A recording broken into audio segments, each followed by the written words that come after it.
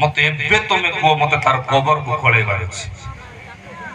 प्रभु कहले एटा तुम की कथा कहउछ, एटा तुम मो विश्वास करूछि, मोर विश्वास अछि से उठिबा मो विश्वास करूछि। ओडिशा रे अनेक लोक विश्वास हे जिवे, पृथ्वी रे गोटा हंगामा हे जिवो, एटा हे जिवो सेटा हबो। प्रभु कहले बेटा मृत शरीर जदि बाइबल अनुसार उठे ताहेले केते बेल उठि कि भलो से सिख, एटा मते प्रभु डायरेक्टली सिखाई छथि। गोटे भविष्यत वक्ता थिले जाकर नाम थिला एलियो भविष्यत वक्ता।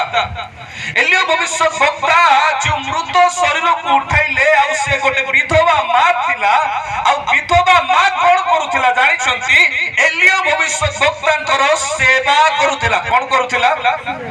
सेवा करूथिला।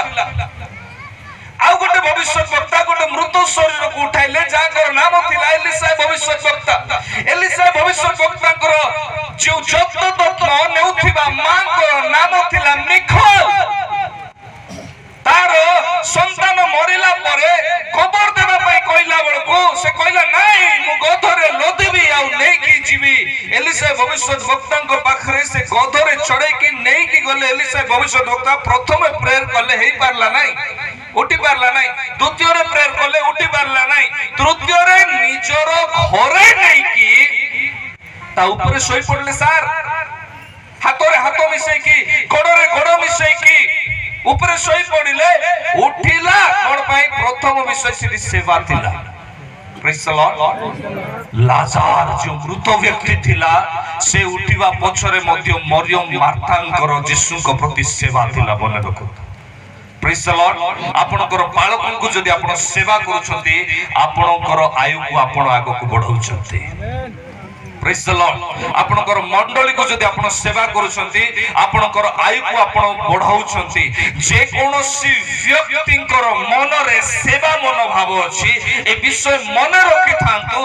आपनकर डिजीज जेते बड़ हो, आपनकर रोग जेते बड़ हो आ हेई पारे ता लाजार परि सब गंधु थिबो, किंतु सेवा करिवा लोक कोन कहिबे तमे जदि यीशु तमे जदि से जगह रे रही थांतो ताहार मृत्यु हेई न थांता।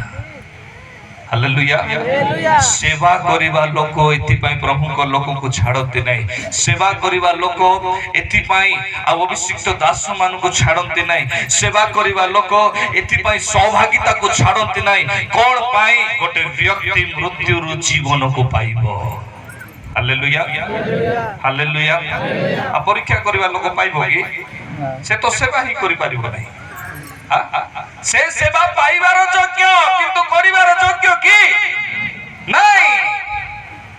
काहा को परीक्षा करिवे आपण?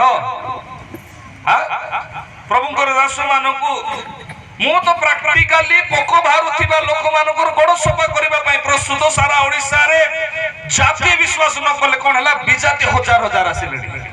Praise the Lord. का को परीक्षा करिबा हमें? प्रभु यीशु को परमेश्वर को परीक्षा करिबा, कोन ईश्वर को वाक्य को परीक्षा करिबा।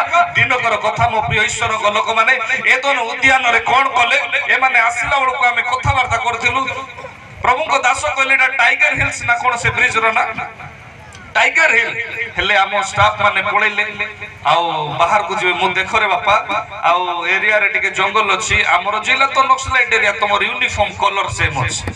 मु प्रार्थना को दुसी ता पर पळेबो। हो सर एटा चलिबो सर, किछि असुविधा नै। बाघो बाहरले किमती हो बुझी पार जदी बाघ बाहरले कोन हो? जेते बेले एदन उद्यान रे मनुष्य माने थिले, मनुष्य माने जेते बेले ईश्वर को आज्ञा को लंघन कले, मनुष्य से जगह रे जेते बेले कि से मानु को प्रभु एदन उद्यान रे रखितिले। एदन उद्यान एपरि गोटे जागा थिला आजी रुमाल काढी करी ए पछ आगरे आ पछरे पछेवा को पड़ी न थांता। झालो बारुतिला के एदन उद्यान रे नाही, झालो बारु नथिला। सेठी जो एसी फिटिंग हेतिला ना किडनी खराब होबार संभावना नथिला।